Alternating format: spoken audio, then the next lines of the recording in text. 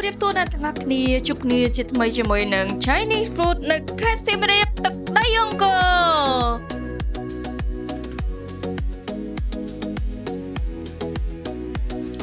10000រៀលអ្នកទាំងអស់គ្នាញ៉ាំមកឆ្អែត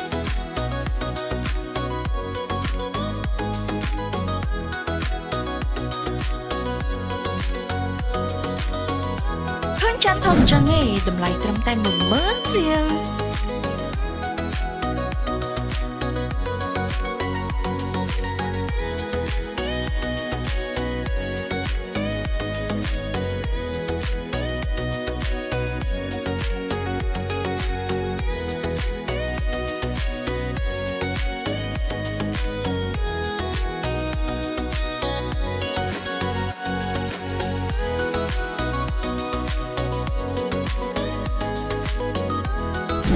ចាននេះក៏10000រៀលដែរ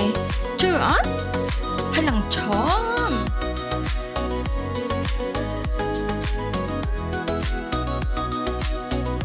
ខេត្តសៀមរាបទឹកដីអង្គរ